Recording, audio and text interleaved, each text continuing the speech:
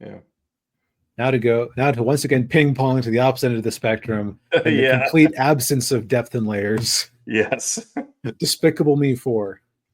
Uh, So Daniel hasn't watched this. I ended up watching this with my parents on maybe Thanksgiving night or some night this week. I was over there. I forget when exactly, yeah. but uh, it was basically one of those things where um, my parents like light, happy movies, and I hadn't, and I was like kind of a little bit curious about this. So I will fully say right now, I have not seen a full Despicable Me movie. I've seen uh, most of two, and I actually kind of remember liking it. But I was substitute teaching at a special ed class that day, and well, the darn people at the school districts don't make classes 2 hours long, so you oh never get yeah. to see a whole movie if you're substituting. Yeah. Yeah. I've seen the first two.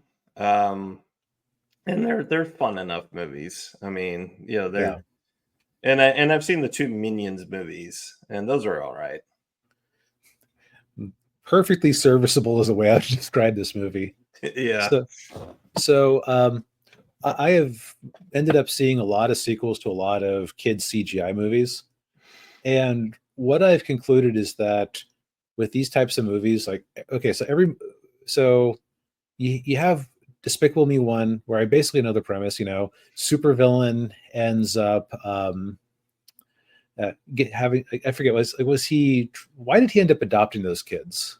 He was trying to. Okay, so if I remember right, they were Girl Scouts, I think, Okay, and he was.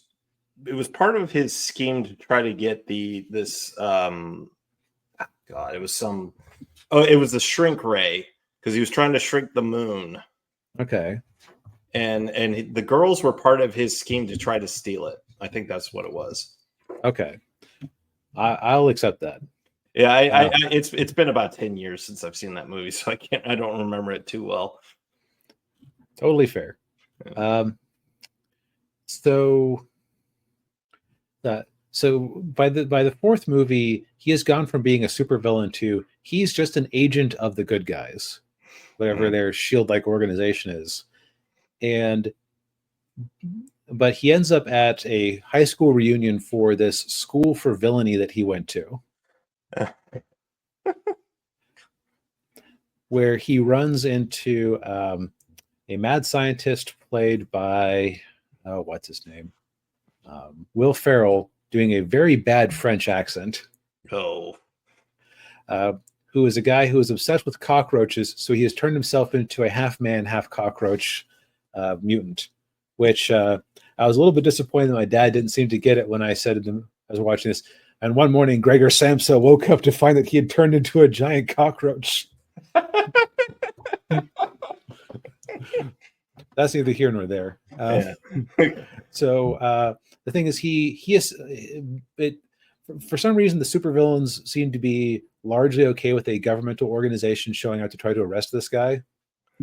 Which now that I think, the, this movie kind of doesn't hold up well under thought, because there'd also be questions like, wait, the government is aware there's a school for supervillains? Yes. Why is this a place people can go to? Why hasn't it been shut down? Shut up. But he escapes in the course of the attempt to arrest them, and so they decide that they're going to put Gru's family into witness protection. Mm. Now, so where I was starting before I realized I didn't really know why he had a family to start with. So by now, he has a kid, he has a wife. I should say he has a biological son. He has a wife played by Kristen Wiig. Yeah. Um, and excuse me. And they end up going to another town, and they're so this is an interesting story in the sense that it doesn't really feel like a story. Basically, every character, except for like the middle daughter, kind of didn't have a lot to do. Every character has a thing that they're dealing with in the movie, but it doesn't have enough time to really devote to anybody.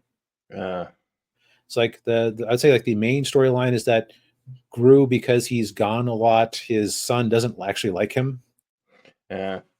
So it's him trying to win his son over. Hmm.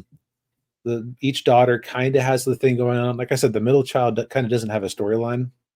Yeah. Um,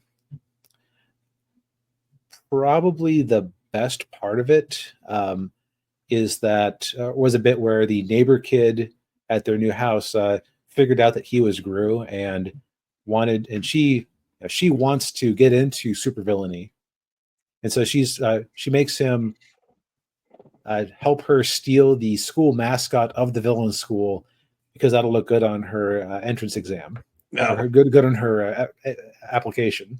Yeah. That's probably the best part of the movie, arguably completely unnecessary, and having her there as an additional character. Plus, they steal a honey badger who is now just part of the story. And now like just another extended member of the cast that's already kind of bloated. Like she has a nice character design. I think it's kind of clever. I actually think that would be a story you could make a whole movie out of on its own. Mm. Like just have it be like Harry Potter, but with like a supervillain twist.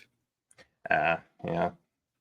But it's a little bit wasted here because again, like basically every character gets to have one or two scenes. There's not a lot of character development aside from Gru does eventually win his son over. Yeah. Mm. The other thing I'll say is that, how to put it? Okay, I actually like Steve Carell. He's charming. He's funny. He has good timing. He's good at what he does. Yeah, I do too. Yeah. In my opinion, him doing Gru is like an awful voice acting job. Like Yeah. he sounds like somebody who can't actually do a foreign accent or a foreign villain accent, being asked to do an accent. And it's like it's 4 movies deep now. I can't believe they're still paying me to do this. Yeah. Because people keep throwing $1 billion at these movies every time they come out. Or close enough to it.